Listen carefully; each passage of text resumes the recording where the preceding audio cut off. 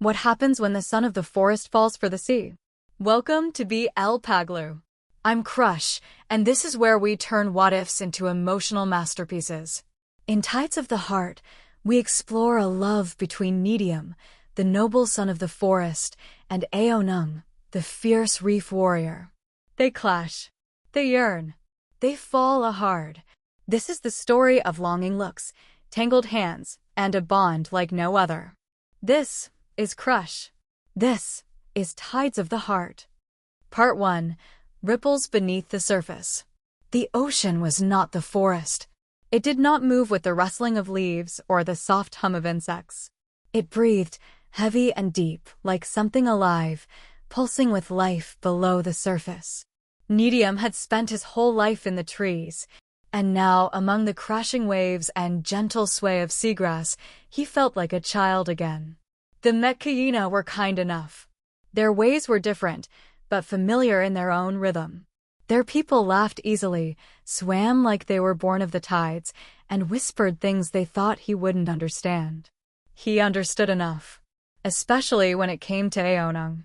At first, it was irritation. The way Ao'nung taunted him during swimming lessons, the cocky grin on his face when Neteyam coughed salt water. But beneath that grin was something else: curiosity. A glint that lingered. A glance that didn't quite look away when it should have.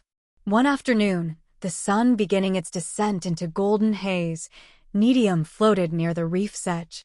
Alone, or so he thought. A sudden splash broke the stillness. Lost again, forest boy? Neteyam turned, brows raised. Ao'nung grinned at him, floating with ease beside a rock formation, one arm draped over the coral like he belonged to it. He always looked like he belonged, like the sea had shaped itself to make room for him. "I'm just exploring," Neteyam said evenly, chin up. Ao'nung smirked. "Exploring can be dangerous when you don't know the currents." "I can handle it." "Can you?" The tension flickered between them like heat rising off the water. "I'm not afraid," Neteyam whispered. "Good," Ao'nung murmured, drifting closer. "You shouldn't be." They floated there for a long while, the reef buzzing around them, the light catching the sides of their faces. Neither of them moved away. Part 2. The way he moves. Ao'nung hadn't expected this. Not the way Neteyam's laugh could sneak beneath his skin like sunlight on shallow water. Not the way his hair, braided in onomatopoeia style, swayed with such confidence even when the tide pushed against him. Not the way his eyes held both sorrow and fire. And definitely not how beautiful he looked tonight. It was festival night in Ao'nung. Torches lined the tide pools. Bioluminescent flowers shimmered across the sand, music rising from drums and breathy flutes. Everyone wore ceremonial wraps, faces painted in glowing ocean hues. And then Neteyam walked in. He wasn't wearing his usual battle gear. He was wearing a dress, flowy, sheer at the bottom, catching the breeze with every graceful turn of his body. Beads caught in his braids shimmered like stars. And Ao'nung's heart stopped. People stared. Neteyam didn't flinch. He smiled and moved like he belonged in the sea itself. Ao'nung couldn't stop watching him. When the music swelled, Neteyam stepped into the center of the dancers, hips moving with impossible grace, hands lifted in the soft, flowing style of his people. And then he twirled, spinning, laughing, utterly free. Ao'nung followed before he could think. Their eyes locked. Neteyam grinned at him, teasing and inviting, and suddenly Ao'nung didn't care who was watching. They danced. Closer, then closer still. Every time Ao'nung moved, Neteyam matched him like they had always been dancing. Like the rhythm of their bodies already knew how to speak to each other. The moment slowed. Their hands brushed. Neteyam tilted his head and leaned in just slightly, and Ao'nung almost did the same. Almost. But the music broke. The spell shattered. The dancers spun away, and the moment slipped like water through fingers. Later, when the festival dimmed, Ao'nung caught Neteyam's hand. "Come with me." "Where?" "Anywhere." Part 3. Close enough to drown. They ran. Quiet and breathless, bare feet skimming the damp sand, laughter tucked between glances and half-whispers. The festival lights faded behind them, swallowed by the stillness of the sea. Ao'nung led him to the cliff pools, a quiet place where the water was black and still, and the sky was nothing but stars. Neteyam was still in the flowing dress. It clung to him now, wet at the hem, trailing behind like moonlight. Ao'nung turned to face him. "You shouldn't look at me like that," he whispered. "Like what?" Neteyam asked, stepping closer. "Like you're waiting for me to do something I'm already afraid to do." The silence stretched, heavy with the weight of everything unspoken. Neteyam lifted a hand, gentle, uncertain, and brushed Ao'nung's hair back, fingers grazing the side of his face. His thumb lingered at his jaw. Ao'nung's heart pounded. "You're beautiful," Neteyam said, soft and sure. Ao'nung reached for him then, one hand on his waist, the other cupping the back of his neck. He leaned in slow, like the ocean pulling back before the wave. Their foreheads touched, their breath mingled, and then their noses brushed. Neteyam exhaled shakily. Ao'nung's grip tightened. So close. One more second. One more inch. And then Neteyam pulled back, lips trembling. "Not yet," he whispered. Ao'nung swallowed the ache. "Why not?" "Because if I kiss you now, I won't stop." A long beat passed. Then Ao'nung let out a quiet, choked laugh. "You say that like it's a bad thing." Neteyam smiled, wide, soft, aching, and laid his head against Ao'nung's shoulder. They stayed there, holding each other like it was the only thing anchoring them to this world. Part 4. Festival Nights and Foolish Hearts. The next night, the village was still buzzing from the festival. The drums started early, the lagoon glowing from woven lanterns strung in trees and tidipools. Laughter echoed down the sand. Neteyam appeared just as the first wave of dancers began. This time, the dress was even more breathtaking, soft teal with opalescent threads that caught every flicker of firelight. The fabric shimmered with every movement, his tail flicking behind with quiet confidence. Ao'nung nearly dropped the fruit he was holding. "You're going to kill me," he muttered under his breath as Neteyam walked past, hips swaying like he knew exactly the effect he had. "Come dance with me," Neteyam teased, not bothering to ask, just grabbing Ao'nung's hand. Ao'nung didn't resist. Not even a little. They danced again badly this time, spinning too fast, bumping into others, laughing like they were drunk off nothing but each other. Ao'nung dipped Neteyam dramatically, almost dropping him into a tidipool, and Neteyam shrieked with laughter. People stared. Again. But no one said anything when Ao'nung kissed Neteyam's cheek in front of the whole clan. A beat of silence followed. Then Neteyam kissed his forehead back. "You're such a fool," Neteyam whispered, arms still around his neck. "For you." Ao'nung grinned. "Gladly." They danced until their feet were sore, until the music faded and the waves rose higher on the shore. Until they were flushed and breathless, barely able to stop touching each other even when they were standing still.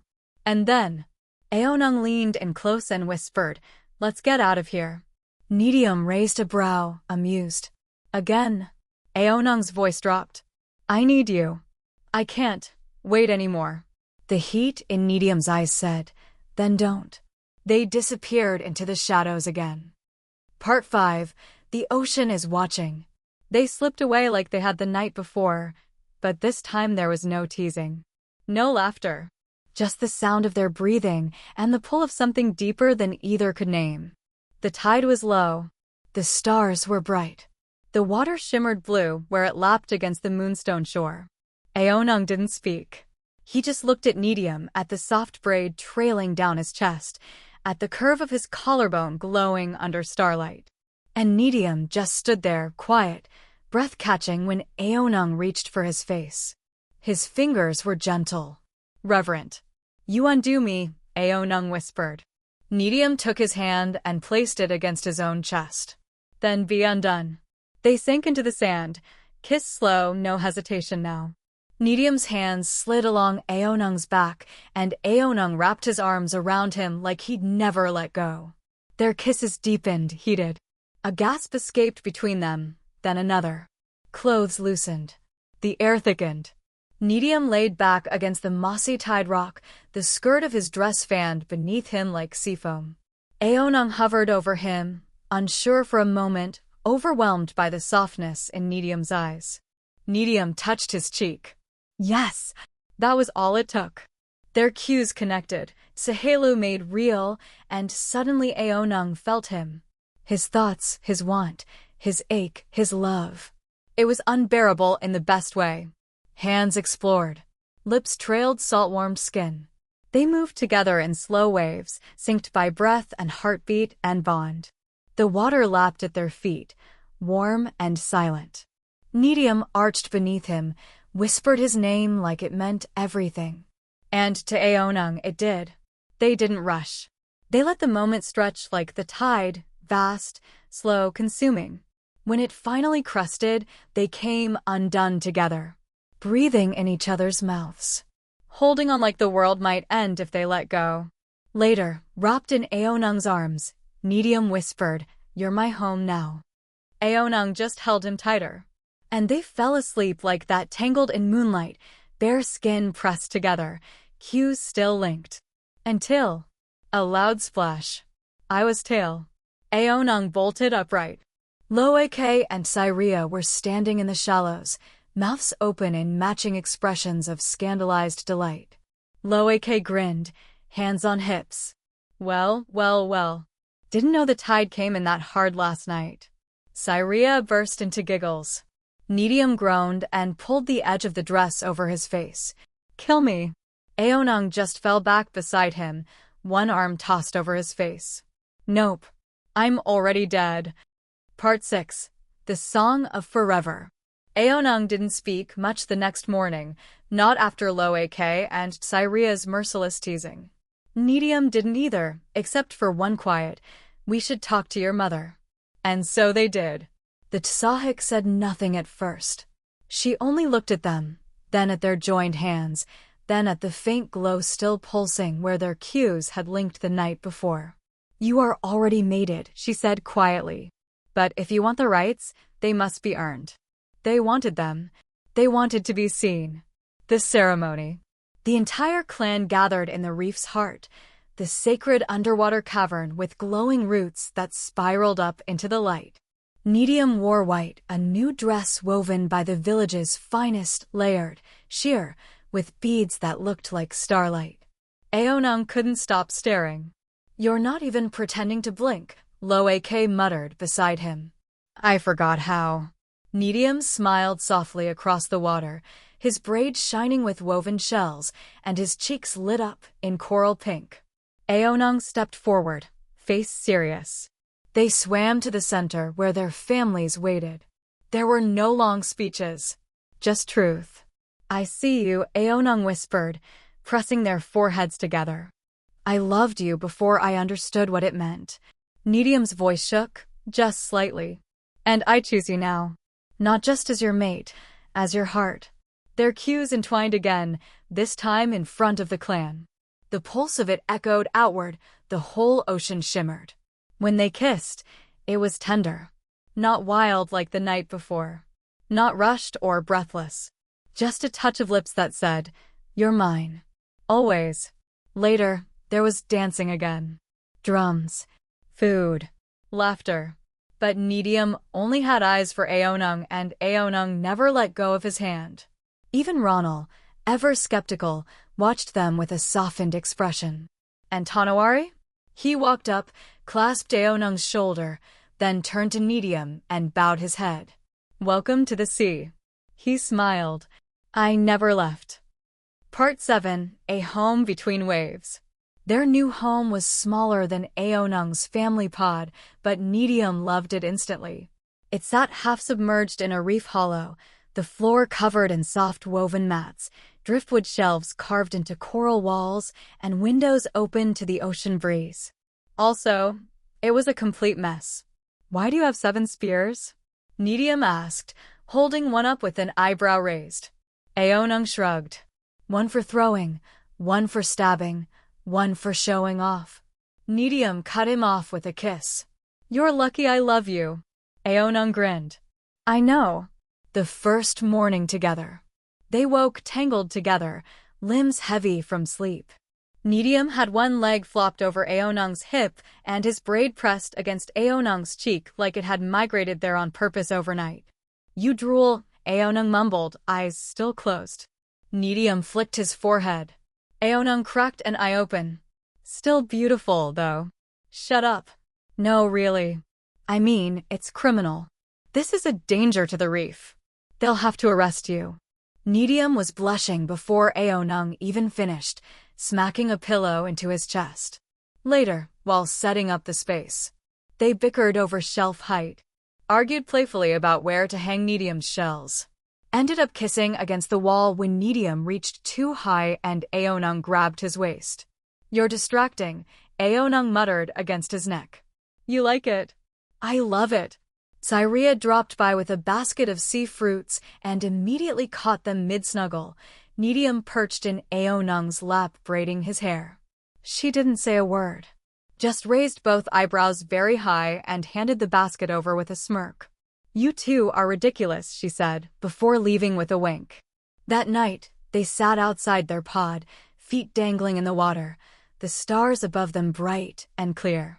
Ao'nung leaned his head on Neteyam's shoulder. Feels unreal, he murmured. Neteyam's hand found his. No, it feels like home. The end for now. Thank you for riding these waves with me. Okay, hey there, I've been reading fanfiction for years, like full-on hours lost in them kind of vibe, and honestly, I always wished I could just listen to them while doing stuff, so I figured why not make my own, and if you're into that too, stick around because I've got more coming, and hey, if you've got favorite ships or couples you'd love to see in future projects, drop them in the comments and let's build a little fanfic fam here. With love, Crush.